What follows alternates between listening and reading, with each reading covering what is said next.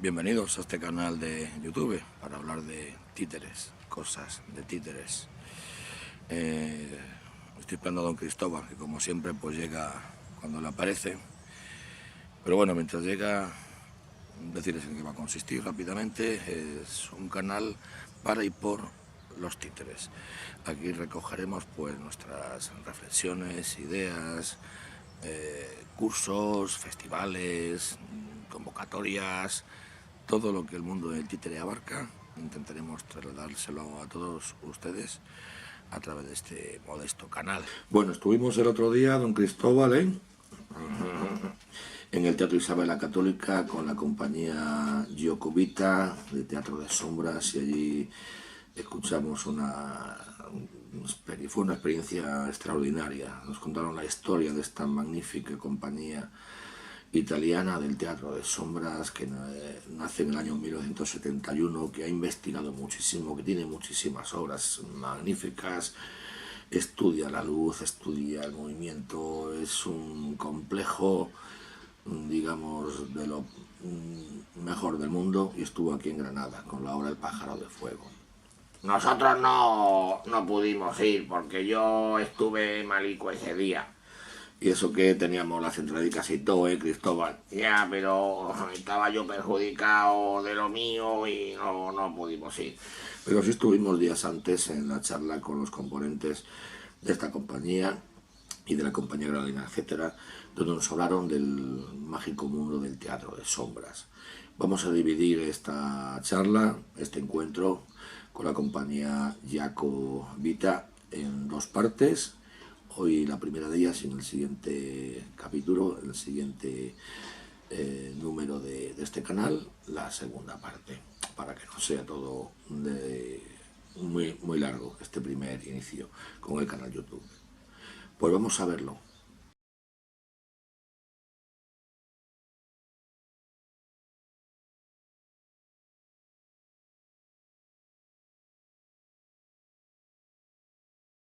Voy a hacer una pequeña historia de la compañía de Teatro Giocovita. Como Victoria ha dicho, Teatro Giocovita nace en Turín en 1971 y es entre las primeras realidades existentes en Italia, protagonista con un fuerte compromiso ideológico y gran lucidez intelectual del movimiento de renovación del teatro italiano. El modo de entender y vivir el teatro, las relaciones, la búsqueda y la cultura que han caracterizado a este primer momento ha marcado profundamente, a pesar de la brevedad de la experiencia, la historia de esta compañía. Efectivamente, a pesar de los numerosos cambios acaecidos, algunas cosas no han cambiado con el paso de los años. La atención al público, el interés por el mundo de la infancia y la juventud, el sentido auténtico de la práctica artesanal del propio teatro y la profunda conciencia de la responsabilidad ética que lleva consigo este trabajo. Todo ello forma parte del DNA de Teatro Giocovita. Representa los pilares sobre los que ha construido su propia existencia. El encuentro de Teatro Giocovita con el Teatro de Sombras tiene lugar a finales de la década de los 70, cuando decide dedicarse a la producción de teatro infantil y juvenil. La primera creación es de 1978, la fecha de mi nacimiento. Il Barone di Munchausen. Así pues, este año se cumplen justo 40 años desde el comienzo de la aventura de Teatro Giocovita con el Teatro de Sombras. Tal acción, realizada casi de modo inconsciente, ha llegado a ser con el tiempo la marca artística característica de la compañía, lo que ha permitido ser conocida y apreciada en todo el mundo. Un acercamiento que inicialmente fue técnico es el que muy pronto le ha llevado a cuestionarse de manera progresiva y continua las convenciones de la tradición o de las tradiciones, así como también ha propiciado la investigación de nuevas posibilidades técnicas relacionadas con la luz, las pantallas y las técnicas de construcción y animación de las siluetas de sombra. Aquellos años han presenciado cómo la compañía se se involucraba en primera persona en una auténtica y personal revolución técnica, prólogo indispensable para una redefinición lingüística del teatro de sombras contemporáneo. Desde estos años surgen espectáculos importantes como Gilgamesh, 1982, Odisea, 1983, Il Castello della Perseveranza y Pesce Topo Coccodrillo, 1985. Sí, vale. Como me toca moderar, tengo el derecho a... Cuando Tiziano habla de una revolución técnica, vamos a explicar un poquitito en qué consistía. Desde ese primer montaje del Barón de Munchausen, cuando uno ve las fotografías, por ejemplo, de este montaje, existe una fotografía que está en muchísimos libros, donde ellos están por detrás, la fotografía está tomada desde el fondo, la parte de atrás de la pantalla, ¿no? Y se ven a los titiriteros agachados, así, manipulando por detrás de la pantalla, un poco como siguiendo como un esquema en el teatro tradicional. Aquí está la foto que la muestra Tiziano. Después, si queréis, lo podéis ver más de cerca. Ellos empezaron desde el comienzo, cuando ellos tienen este encuentro con Jean-Pierre Lescaut en el 76 y que deciden hacer teatro de sombras, ellos empiezan a decir, pero ¿qué luz vamos a utilizar? ¿Qué ocurría? Que en el teatro de sombras tradicional, la luz que se venía usando era la lámpara incandescente. La lámpara incandescente está la bombilla de toda la vida, que ahora está a punto, ya están casi prohibidas, ¿no? Y ellos comienzan a explorar qué pasa con esas luces incandescentes. Que con la luz incandescente, si tú te separas de la pantalla, la sombra es borrosa, no es nítida. Por tanto, te obliga a trabajar pegado a la pantalla, como trabajan la mayor parte de los titiriteros en el ámbito de lo tradicional. Ellos empiezan a explorar con lámparas de coche, con muchas otras luces, y encuentran en la lámpara halógena una nueva vía de exploración, y esa es la primera revolución técnica de la que habla Tiziano. La lámpara halógena, ¿qué peculiaridad tiene? Que da una luz que se llama puntiforme, o sea, como que el filamento es muy chiquitito, muy estrechito, y entonces la luz permite que, aunque te alejes de la pantalla, la sombra siga siendo nítida, y por tanto puedes trabajar en otro espacio que no es pegado a la pantalla. ¿Se entiende lo que digo, no? Esta es la primera, pero ya desde el Barón de Munchausen hay en ellos una búsqueda muy importante, por ejemplo, en las texturas de las figuras, en el trabajo con el color. El trabajo con el color fue una búsqueda muy importante en Teatro Giacovita en esos primeros años, y trabajaron durante muchos años con Lele Luxati, un importante artista italiano, y ellos le decían, Lele, pero queremos utilizar el color. Y Lele le decía, sí, vale, pero el color no como un fondo, no como un mero colorinchi, no.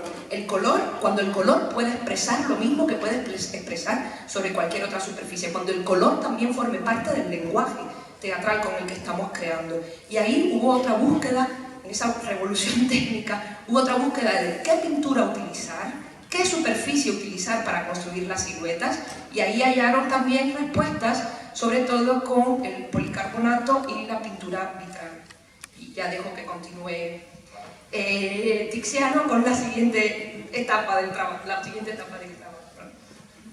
En esta primera fase, que podríamos definir como la redefinición técnica, ha seguido una fase de redefinición lingüística, en la cual la compañía, después de haber roto, por así decirlo, las convenciones de la tradición, ha asumido la difícil tarea de construir otras nuevas que fueran coherentes con la nueva idea de un teatro de sombras, hijo por entero de la contemporaneidad, puesto el día en las formas escénicas y en la concepción de dramaturgia.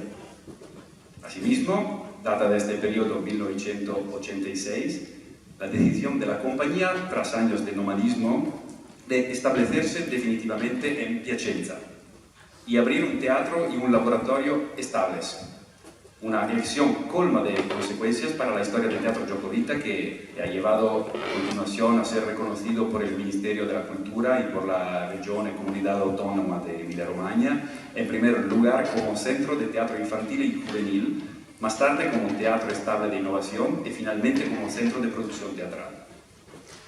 Desde ese momento, Teatro Giacovita, bajo la dirección de Diego May, ha empezado a articular su propia actividad en más niveles y además del trabajo de producción de la compañía de Teatro de Sombras, se ha implicado con dedicación en una importante tarea de difusión y promoción cultural por todo el ámbito territorial, como ha dicho Victoria antes. Realización de festivales teatrales, encuentros y intercambios culturales. Los espacios de Teatro Giacovita en Piacenza son el Teatro Filodrammatici, el Teatro Municipal, el Teatro Gioia y el taller de Oficina de Sombras, destinado a la creación de espectáculos, a la investigación y a los seminarios y cursos, sea escolares, para alumnos o profesores, que dirigidos a profesionales. Desde mediados de la década de los 80, Teatro Giacovita emprende importantes colaboraciones artísticas que le llevaran a trabajar a lo largo de los años con numerosos teatros estables y entes líricos en Italia y en el extranjero, como la Fenice de Venecia, el Covent Garden de Londres, la Scala de Milán, la Arena de Verona, el Arte Emilia Romagna Teatro, l'Opera de Roma, el Teatro Regio de Turín, el Teatro Comunale de Florencia, el Piccolo Teatro de Milán, el Instituto Internacional de Marionetas de Charles de Béziers, la Fundación Nacional de la Danza de Reggio Emilia, el Teatro de la Ópera Royal de Wallonie y el Teatro de la Ópera de Dijon. Habíamos dicho que esa primera revolución tiene que ver con las lámparas, con el uso del color, también con una simplificación en la construcción de las siluetas en pos de una mayor expresividad. No vamos a construir siluetas a lo mejor tan sofisticadamente articuladas que hagan muchísimos movimientos, sino vamos a construir siluetas más sintéticas en sus capacidades de movimiento, pero a su vez más expresivas. Y a continuación hubo otra búsqueda con todo esto, que fue la pantalla. Pensemos que todo eso, que es un marco muy concreto y muy inamovible casi en el teatro tradicional. Cuando hablo de teatro tradicional me refiero sobre todo a ese teatro que se viene haciendo durante siglos, sobre todo en países asiáticos, Indonesia, China, Camboya, India, Turquía, hasta Grecia. Ahí un poco ese es el ámbito, cuando hablamos de teatro de sombras tradicional. Y las sombras por lo general siempre se hacían por detrás de la pantalla, se hacen por detrás de la pantalla, y por lo general siempre es una pantalla. Y por lo general es una pantalla de tela blanca, más o menos cuadrada o rectangular y fija. Y todo eso, Teatro Giacovita comienza a cambiarlo. Ellos empiezan a cuestionarse ¿y por qué? ¿Y por qué? Y a romper todas esas, todos esos marcos establecidos en el teatro tradicional. Eso, en primer lugar, se lo permite tener esas lámparas con las que podían entonces alejarse de las pantallas. Y empiezan a decir, bueno, ¿y por qué una pantalla? Podemos multiplicar las pantallas. ¿Y por qué la pantalla tiene que ser blanca? ¿Y por qué tiene que ser fija? Y hubo en ese espectáculo, en el espectáculo de la Odisea, uno de sus primeros espectáculos también, ahí comienzan a mover la pantalla. La Odisea comienza, por ejemplo, con las pantallas como si fueran con forma de velas, velas que se izan, que se descorren, y el mar cuando se agita es la propia tela de la pantalla. Y a partir de todo esto comienza el rol del actor, del actuante, sea un actor, sea un titiritero, sea un bailarín, a jugar roles diferentes, a jugar, ya puede estar no solamente por detrás de la pantalla, sino también por delante de la pantalla. Y es este espectáculo, no espectáculo, como dice Tiziano, en el cuerpo sutil, lo que marca la diferencia. Fabrizio Montecchi decía, sí, fue un espectáculo con el que no vendimos funciones. ¿Cuántas funciones se hicieron, Elena? Muy poquitas, unas decenas de 15 funciones más o menos hicieron de ese espectáculo, cuando en general sus espectáculos son espectáculos que giran mucho. Y sin embargo fue el espectáculo que les permitió emprender un nuevo camino. Fue un espectáculo laboratorio en el que de pronto el cuerpo del actuante cobró otro rol.